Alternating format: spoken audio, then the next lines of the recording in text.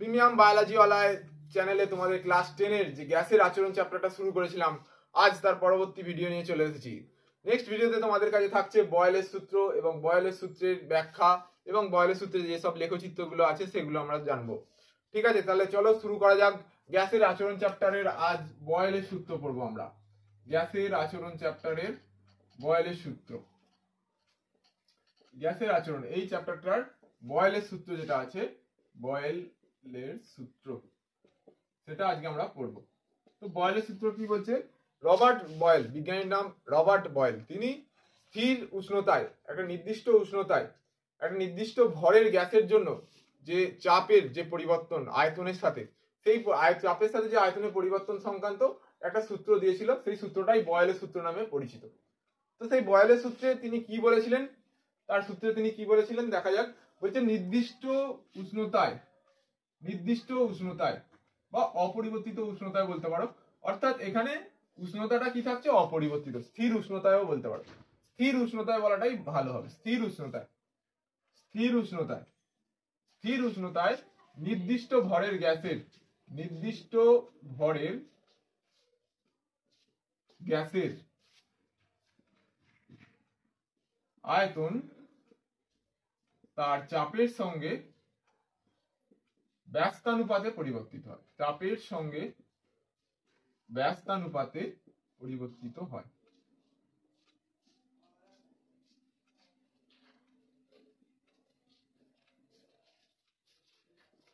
অর্থাৎ কি বলছে? যে স্থির উষ্ণতায়, মানে একটা উষ্ণতাটা ফিক্সড আর নির্দিষ্ট ভরের, এবং গ্যাসের ভরটাও স্থির। নির্দিষ্ট ভরের এবং নির্দিষ্ট স্থির উষ্ণতায় যদি কোনো গ্যাসের তার আয়তন তার চাপের সঙ্গে ব্যস্তানুপাতে পরিবর্তিত হয়। ব্যস্তানুপাতে পরিবর্তিত হয় এর অর্থ কি? অর্থাৎ আয়তন বাড়লে চাপ কমবে এবং আয়তন কমলে চাপ বাড়বে, বা উল্টো ভাবে বলা যেতে পারে যে চাপ কমলে আয়তন বাড়বে এবং চাপ বাড়লে আয়তন কমবে। তাহলে এর যে গাণিতিক সূত্রটা, সেই গাণিতিক ফর্মটা কি ছিল? মানে যদি ম্যাথামেটিক্যাল ফর্মটা আমরা দেখি, টি কে যদি কোনো একটা নির্দিষ্ট উষ্ণতায় ধরো টি কেলভিন উষ্ণতায়, নির্দিষ্ট উষ্ণতা টি কেলভিনই থাকছে, এবং এন মোল অণু গ্যাসের ক্ষেত্রে, এন মোল গ্যাসের ক্ষেত্রে, মানে গ্যাসের ভরটাকে আমাদের এন দিয়ে প্রকাশ করা হচ্ছে, মোল সংখ্যা দিয়ে আমরা গ্যাসের ভরটাকে প্রকাশ করছি। ঠিক আছে, এন মোল গ্যাসের ক্ষেত্রে কি বলছে দেখো, ভি ভ্যারিদাস 1/p, অর্থাৎ যদি আয়তন যদি ভি হয় এবং চাপ যদি পি হয়, তাহলে সম্পর্কটা কি রকম দাঁড়াচ্ছে? পি ভ্যারিদাস 1/v বা ভি ভ্যারিদাস 1/p। ঠিক আছে, এখানে কন্ডিশন কি? কন্ডিশনটা লেখা মাস্ট, জরুরি, একদমই খুবই দরকার। সেই কন্ডিশনটা কি, শর্তটা কি? যে উষ্ণতাটা স্থির থাকছে এবং নির্দিষ্ট ভরে, অর্থাৎ এখানে টি এবং এন এর মান স্থির, টি এবং এন স্থির।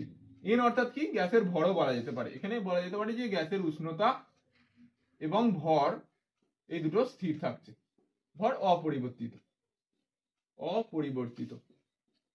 তাহলে যখন গ্যাসের উষ্ণতা এবং ভর অপরিবর্তিত থাকছে, তখন আয়তনটা তার চাপের সঙ্গে ব্যস্তানুপাতিক সম্পর্কযুক্ত, অর্থাৎ ভি ভ্যারিদাস 1/p, ইনভার্সলি প্রপোর্শনাল। ঠিক আছে, তাহলে যদি আমরা এই সমানুপাতিক চিহ্নটা তুলি, কি আসবে? একটা সমানুপাতিক ধ্রুবক, সেটাকে কে দিয়ে ডিনোট করা হচ্ছে, কে ইন্টু 1/p। কেটাকে কি বলছে? কে হচ্ছে এখানে সমানুপাতিক ধ্রুবক, সমানুপাতিক ধ্রুবক, মানে এর মানটা স্থির। একটা নির্দিষ্ট উষ্ণতা এবং নির্দিষ্ট ভরের গ্যাসের জন্য এই কে এর মানটা স্থির। এই কে এর মানটা কিসের উপর নির্ভর করছে? এটা নির্ভর করছে গ্যাসের ভরের উপরে। এই কে এর মানটা নির্ভর করছে এন এর উপরে, এন এর উপর নির্ভরশীল। তাহলে একটা নির্দিষ্ট ভরের জন্য এই কে এর মানটা নির্দিষ্ট। ঠিক আছে, তাহলে দেখো ভি ভ্যারিদাস 1/p, ওখান থেকে যদি সমানুপাতিক চিহ্নটা তুলি, তাহলে একটা ধ্রুবক আসছে, যেটাকে সমানুপাতিক ধ্রুবক বলছি। এবার কোনাকুনি গুণ করে দাও, পিভি সমান কি হয়ে যাচ্ছে? ধ্রুবক। অর্থাৎ কোন একটা নির্দিষ্ট উষ্ণতা এবং নির্দিষ্ট ভরের গ্যাসের ক্ষেত্রে তার চাপ এবং আয়তনের গুণফলটা কি থাকছে? মানটা ধ্রুবক থাকছে। ঠিক আছে, এটাকে আমরা ধ্রুবক বলি। এবার ধরো কোন একটা নির্দিষ্ট উষ্ণতা, ধরো টি কেলভিন উষ্ণতাতেই কোন এন মোল গ্যাসের, ধরো একটা নির্দিষ্ট ভরের গ্যাসের ক্ষেত্রে তার চাপটা ধরো P1, আয়তনটা ধরো V1, তাহলে আমরা কি বলতে পারি? P1 V1 সমান কি বলতে পারি? ধ্রুবক। এই সমীকরণ থেকে, বয়েলের সূত্র থেকে, তাই তো। আবার ওই উষ্ণতাটা যদি অপরিবর্তিত রাখি, মানে টি কেলভিন উষ্ণতাতেই এবং n মোল গ্যাসের ক্ষেত্রেই চাপটা যদি পরিবর্তিত হয়ে P2 হয়ে গেছে, আয়তনটা পরিবর্তিত হয়ে V2 হয়ে গেছে, তাহলে এখনো কি হবে? বয়েলের সূত্র অনুযায়ী যেহেতু উষ্ণতা এবং গ্যাসের ভর স্থির আছে, সেজন্য P2 এবং V2 এর গুণফলটা কি হবে? এর গুণফলটাও ধ্রুবক হবে। সেই ধ্রুবকটাকে আমরা কি দিয়ে ডিনোট করছি? কে দিয়ে ডিনোট করছি, ধর কে দিয়ে ডিনোট করছি। তাহলে এই P1 V1 এর মানও কে, P2 V2 এর মানও কে, তাহলে এটাকে আমরা লিখতেই পারি P1 V1 সমান P2 V2, এটা লিখতেই পারি। ঠিক আছে, এটাই হচ্ছে বয়েলের সূত্রের গাণিতিক রূপ। যদি ম্যাথমেটিক্যাল ফর্ম অফ বয়েলস ল বলে তাহলে এটা P1 V1 সমান P2 V2 সমান ধ্রুবক, বাস কে লিখতে পারো এখানে। তার মানে এরকম যদি আরো মানে এখানে উষ্ণতা আর গ্যাসের ভর যদি ফিক্স থাকে, তাহলে চাপটা যদি পরিবর্তিত হয়ে আরো পরিবর্তন হয়, আয়তনটা যদি আরো পরিবর্তন হয়, সেটার মান গুণফলটা কিন্তু ধ্রুবক থাকবে। অর্থাৎ P1 V1 সমান P2 V2 সমান P3 V3 সমান P4 V4 যত পরিবর্তিত হোক না কেন, যদি উষ্ণতা এবং গ্যাসের ভর স্থির থাকে, তাহলে এই সম্পর্কটা আমরা পাবো। এটাকে আমরা বয়েলস ল ম্যাথমেটিক্যাল ফর্ম বলছি। ঠিক আছে, তাহলে এখানে কি দেখতে পাচ্ছি? আয়তনটা তার চাপের সাথে ব্যস্তানুপাতে পরিবর্তিত হয়। এবার যেটা আসছে বয়েলের সূত্রের যে লেখচিত্রগুলো, সেগুলো তোমাদের খুব ইম্পর্টেন্ট। বয়েলের সূত্রগুলো লেখচিত্র, এখানে ভ্যারিয়েবল কে কে আছে, মানে চেঞ্জ কে কে হচ্ছে। দেখো, গ্যাসের আয়তনটা পরিবর্তিত হচ্ছে আর গ্যাসের চাপটা পরিবর্তন হচ্ছে। উষ্ণতা এবং গ্যাসের ভর এই দুটো কিন্তু স্থির আছে। তাহলে এখানে চাপ আর আয়তনের এই লেখচিত্রটা আমরা অঙ্কন করতে পারি। তাহলে বয়েলের সূত্রে যদি লেখচিত্রে যাই, দেখো বয়েলের সূত্রের লেখচিত্রগুলো, ফার্স্ট যে লেখচিত্রটা আছে সেটা P বনাম V লেখচিত্র, P বনাম V লেখচিত্র, অর্থাৎ গ্যাসের চাপের সাথে আয়তনের যে লেখচিত্রটা সেটাই আমরা এখানে আঁকবো। এবার কিরকম হবে লেখচিত্রটা দেখো, যদি ব্যস্তানুপাতিক সম্পর্ক থাকে V/1/P, এখানে দেখো ব্যস্তানুপাতিক সম্পর্ক, ব্যস্তানুপাতিক সম্পর্ক থাকলে সেই যে গ্রাফটা লেখচিত্রটা যেটা হয় সেটা সমপরাবৃত্ত অর্থাৎ রেক্ট্যাঙ্গুলার হাইপারবোলা হয়। রেক্ট্যাঙ্গুলার হাইপারবোলা, রেক্ট্যাঙ্গুলার হাইপারবোলা বলে এটাকে, বা সমপরাবৃত্ত, সমপরাবৃত্ত।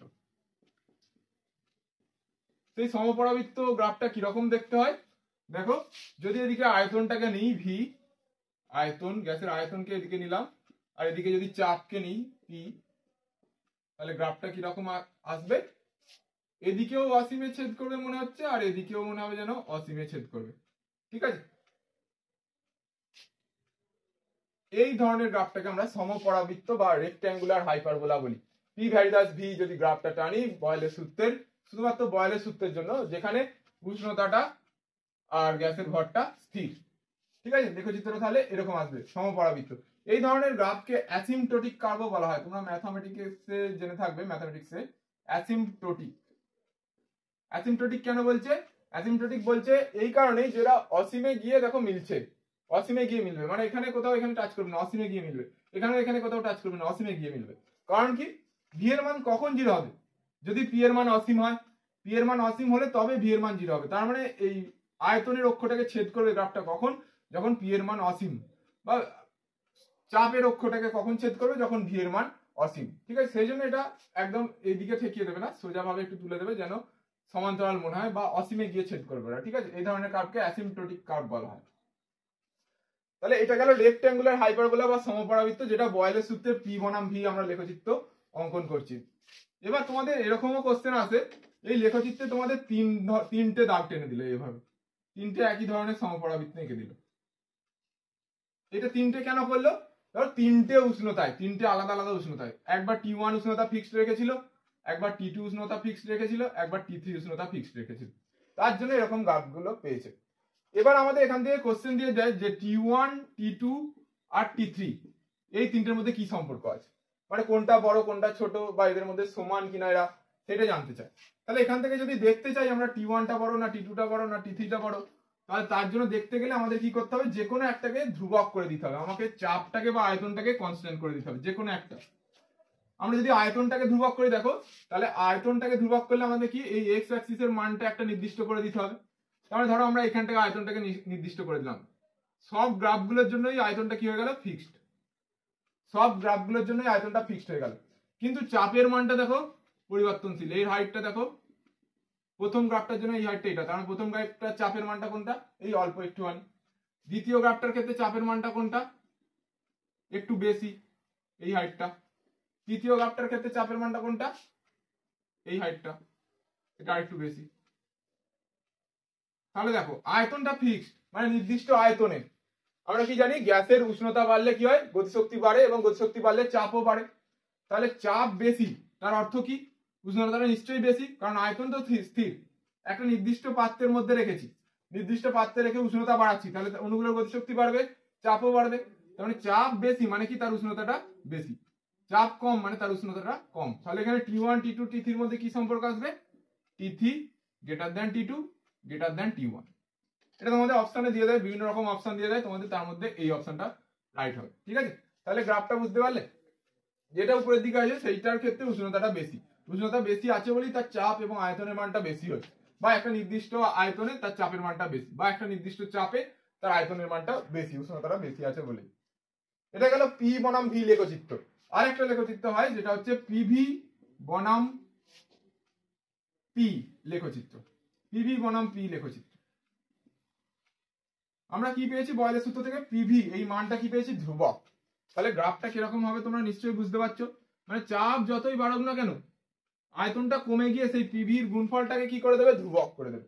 এই দিক বরাবর যদি পিভিটাকে নিই আর এই দিক বরাবর যদি চাপ বা পিটাকে নিই, বলছে চাপ যতই বাড়ুক না কেন, চাপ এদিক বরাবর বাড়ছে, চাপ যতই বাড়ুক না কেন আয়তনটা কমে গিয়ে এই পিভির গুণফলটাকে কি করে দেবে, ধ্রুবক করে দেবে। অর্থাৎ পিভির যে এই গ্রাফটা, পিভি বনাম পি এর যে গ্রাফটা হবে সেটা কিরকম হবে, চাপ অক্ষের বা পি অক্ষের সমান্তরাল একটা সরলরেখা হবে।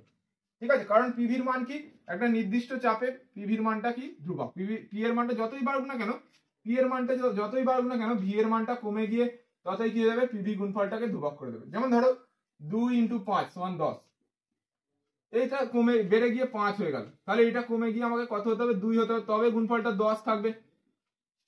দেখো সেরকমই পি যতই বাড়ুক না কেন ভি এর মানটা কমে গিয়ে গুণফলটাকে কি করে দিচ্ছে, ধ্রুবক করে দিচ্ছে।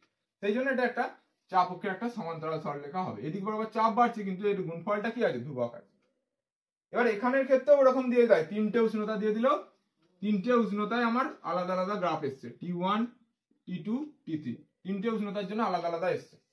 তাহলে এখানে ওই T1 T2 T3 এর মধ্যে যদি সম্পর্ক বার করতে দেয় আমাকে কি করতে হবে, একটাকে কনস্ট্যান্ট করে দিতে হবে। ধরো পি এর মানটাকে আমরা এখানে কনস্ট্যান্ট করে দিলাম, পি এর মানটা কনস্ট্যান্ট, তার মানে প্রত্যেকটা গ্রাফের জন্য চাপের মানটা নির্দিষ্ট হয়ে গেল, চাপের মানটা নির্দিষ্ট, কিন্তু পিভি এর মানটা কি, প্রথমটার জন্য এইটু কম, তারপরটার জন্য আরেকটু বেশি, আর তারপরটার জন্য আরেকটু বেশি পিভি এর মানটা। তাহলে পিভি এর মানটা দেখো বাড়ছে, আস্তে আস্তে কি হচ্ছে, বাড়ছে, পিভি এর গুণফলের মানটা বাড়ছে, কিন্তু চাপ তো আমার নির্দিষ্ট আছে, তার মানে নিশ্চয়ই আয়তনটা বেড়েছে, চাপটা আমার একটার মান নির্দিষ্ট, পি এর মানটা নির্দিষ্ট, নিশ্চয়ই আয়তনটাকে বাড়তে হয়েছে তবে এই গুণফলটার মানটা বেড়েছে। যেমন 2টা তোমার নির্দিষ্ট, 2 × 5 কত হয়, 10, 2 × 2 এর মানটা নির্দিষ্ট, 5 এর মানটা বাড়লে তবে তো 5 থেকে যদি 6 হয় তবে তো এটা 12 হবে, তার মানে বাড়বে টোটাল মানটা। আর এখানে পিভি এর মানটা বেড়েছে, তার অর্থ কি, নিশ্চয়ই ভিটাকেও বাড়তে হয়েছে, তাহলে একটা নির্দিষ্ট চাপে আয়তন বেড়েছে, তার মানে কি, তার উষ্ণতাটা বেশি, কারণ নির্দিষ্ট চাপে যদি উষ্ণতা বাড়ানো হয় গ্যাসের আয়তন বাড়ে। ঠিক আছে, তাহলে উষ্ণতা বাড়লে আয়তন বাড়ছে, তার মানে এখানে আয়তন বেশি, আয়তন বেশি অর্থ এই উষ্ণতাটা বেশি। তাহলে এখানেও সম্পর্কটা কি হবে, T3 > T2 > T1। এই দুটো গ্রাফ তোমাদের মেনলি আছে। আর একটা যে গ্রাফ আছে সেই গ্রাফটা আমি এক্সট্রা দেখিয়ে দিচ্ছি, এটাও মনে রাখবে। সেই গ্রাফটা হচ্ছে P বনাম 1/v, P বনাম 1/v গ্রাফটা কিরকম হয়, এটা তাহলে কি পেলাম, একটা স্ট্রেট লাইন যেটা P অ্যাক্সিসের প্যারালাল বা P অক্ষের সমান্তরাল একটা সরলরেখা পেলাম, পিভি বনাম পি লেখচিত্র। আর P বনাম v লেখচিত্রটা কি পেয়েছিলাম, সমপরাবৃত্ত বা রেক্ট্যাঙ্গুলার হাইপারবোলা। ঠিক আছে, এবার যেটা আসছে সেটা P বনাম 1/v, P বনাম 1/v গ্রাফটা কিরকম হবে, তার মানে এখানে ভ্যারিয়েবলটাকে বা পরিবর্তনশীল রাশিটাকে 1/v, এদিকে চাপ আর এদিকে যদি 1/v বা 1 আয়তন যদি করি গ্রাফটা, তাহলে গ্রাফটা কিরকম আসবে। তাহলে এখানে আমাকে সম্পর্কটা দেখতে হবে, P ভ্যারিদাস 1/v ছিল বা P সমান k/v ছিল।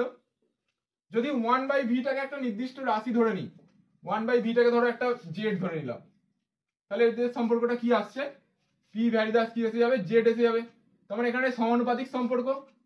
তাহলে 1/v এর সাথে P এর কি সম্পর্ক, সমানুপাতিক সম্পর্ক, P এর সাথে V এর ব্যস্তানুপাতিক সম্পর্ক, কিন্তু P এর সাথে যদি 1/v এর করি তাহলে কি আসবে, সেটা সমানুপাতিক সম্পর্ক। বা এটাকে কি ছিল, বয়লের সাথে কি ছিল, V ভ্যারিদাস 1/p ছিল। এবার যদি উল্টোটা লিখি, P ভ্যারিদাস তাহলে 1/v আসবে। দেখো একই রকম ভাবে তাহলে 1/v এর সাথে P এর কি সম্পর্ক আসছে, সমানুপাতিক সম্পর্ক। যদি ভি এর বলতাম তাহলে ব্যস্তানুপাতিক আসতো, কিন্তু 1/v এর যদি বলি তাহলে সেটা সমানুপাতিক সম্পর্ক আসবে। মানে যেটা বললাম, যদি 1/v কে একটা ভ্যারিয়েবল কোয়ান্টিটি ধরে নিই, পি ভ্যারিদাস জেড হয়ে যাচ্ছে, তার পরিবর্তনশীল একটা রাশি ধরে নিলে সেটা জেড হয়ে যাচ্ছে, তাহলে তার সাথে কি সম্পর্ক? সমানুপাতিক সম্পর্ক। সমানুপাতিক সম্পর্ক হলে গ্রাফটা সবসময় কি হবে? মূল বিন্দুগামী হবে। গ্রাফটা কি হবে? মূল বিন্দুগামী হবে। কারণ দেখো, যদি ভি এর মান 0 বসাই বা 1/v এর মান যদি 0 হয় তাহলে পি এর মান কত হবে? 0। মানে 0 0 দিয়ে যাবে। 0 0 দিয়ে যাওয়ার অর্থ কি? সেটা মূল বিন্দু দিয়ে যাবে। মূল বিন্দুতে 0 0, মূল বিন্দুর কোঅর্ডিনেট কত হয়? 0 0 হয়। তাহলে পি ভ্যারিদাস জেড যদি করি বা পি ভ্যারিদাস 1/v যদি করি, সমানুপাতিক থাকলে সেটা মূল বিন্দুগামী একটা সরলরেখা হবে। এবার এখানের ক্ষেত্রেও এরকম তিনটে উষ্ণতা দিয়ে দিল, তিনটে উষ্ণতায় তিনটে আলাদা আলাদা মান দিয়ে দিল, তিনটে উষ্ণতায় তিনটে আলাদা আলাদা মান দিয়ে দিল। এখানে এবার বলো যে কোনটা বেশি কোনটা কম, T1 T2 T3। ঠিক আছে, এখানেও তুমি একটা নির্দিষ্ট মান করে দিতে পারো। 1/v টাকে নির্দিষ্ট করে দিলাম, 1/v টাকে ধরো নির্দিষ্ট করে দিলাম। 1/v টাকে যদি নির্দিষ্ট করে দিই তাহলে দেখো নির্দিষ্ট আয়তনটাকে তো আমরা নির্দিষ্ট করে দিয়েছি আমরা। মানে চাপ বেশি, চাপ বেশি অর্থ কি? চাপ বেশি অর্থ কি? উষ্ণতাটা বেশি। এখানে দেখো চাপটা কি? এইটুকু, আর শেষেরটা চাপটা আরো কম। এখানে চাপটা কম, এখানে চাপটা একটু বেশি, এখানে চাপটা আরো বেশি। ঠিক আছে, তাহলে দেখো প্রথমটাতে এইটাতে চাপটা বেশি, তার মানে এখানে উষ্ণতাটা কি? আয়তনটা তো নির্দিষ্ট, আয়তনটা নির্দিষ্ট, 1/v এর মানটা নির্দিষ্ট, 1/, আয়তনটা নির্দিষ্ট। ঠিক আছে, তাহলে আবার যদি উল্টো ভাবে ভাবি, চাপটাকেও আমরা এখানে নির্দিষ্ট করে দিতে পারতাম।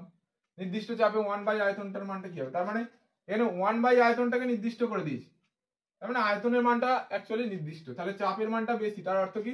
উষ্ণতা নিশ্চয়ই বেশি। সরি, এটা T3 হবে। বা উল্টো ভাবে যদি ভাবি, দেখো অন্যরকম ভাবে যদি ভাবি, যদি চাপের মানটাকে আমরা নির্দিষ্ট করি, যেহেতু 1/v টা এখানে একটু গন্ডগোলে লাগছে, সুতরাং যদি চাপের মানটাকে আমরা নির্দিষ্ট করে দিই তাহলে কিরকম হবে? চাপের মানটাকে আমরা নির্দিষ্ট করে দিলাম, ধরো এই হাইটটা আমার চাপ, সবার জন্য এই হাইটটা আছে, তার মানে সবাই সব এই পয়েন্টে সবার চাপ সেম। তার ক্ষেত্রে প্রথমটার ক্ষেত্রে দেখো 1/v এর মানটা কম, দ্বিতীয়টার ক্ষেত্রে 1/v এর মানটা একটু বেশি, তৃতীয়টার ক্ষেত্রে 1/v এর মানটা আর একটু বেশি। এটা 1/v এর মান, এটা আর একটু বেশি, আর একটু বেশি। 1/v এর মানটা বেশি, তার মানে ভি এর মান কি? ভি এর মানটা নিশ্চয়ই কম, তার মানে নির্দিষ্ট উষ্ণতায় তার আয়তন কম, বা নির্দিষ্ট চাপে তার আয়তন কম, তার মানে কি? উষ্ণতা নিশ্চয়ই কম। উষ্ণতা কম বলেই তো আয়তনটা কম, সেই জন্য 1/v এর মানটা কি? বেশি। তাহলে এখানে কম উষ্ণতা কোনটা? T1। তাহলে একই রকম ভাবে T3 greater than T2 greater than T1 হবে। ঠিক আছে, কারণ কি? আরেকবার বলে দিচ্ছি, দেখো নির্দিষ্ট চাপে তার 1/v এর মানটা বেশি। 1/v এর মান বেশি মানে কি? নিশ্চয়ই নিচেরটা কম, তবে এই মানটা বেশি, টোটাল মানটা বেশি। তাহলে আয়তনটা কম, নির্দিষ্ট চাপে তার আয়তন কম মানে কি? উষ্ণতা কম। ঠিক আছে, আর এখানে নির্দিষ্ট চাপে তার 1/v এর মানটা কম, তার মানে কি? ভি এর মানটা বেশি, আয়তনটা বেশি। নির্দিষ্ট চাপে আয়তন বেশি মানে কি? তার উষ্ণতাটা বেশি। তাহলে এখানে T1 T2 T3 এর মধ্যে কি সম্পর্ক? T3 greater than T2 greater than T1। তাহলে এটাই ছিল আমাদের বয়েলের সূত্র, এবং বয়েলের সূত্র থেকে যে সব লেখচিত্রগুলো, এই তিনটেই লেখচিত্র প্রধানত বয়েলের সূত্র থেকে আসে। পরের দিন আমরা বয়েলের সূত্র থেকে কি সব গাণিতিক সমস্যা আসতে পারে সেগুলো আমরা দেখবো। ঠিক আছে, গাণিতিক সমস্যাগুলো ইম্পর্টেন্ট। আজকে এই পর্যন্তই থাক, টাটা, বাই বাই।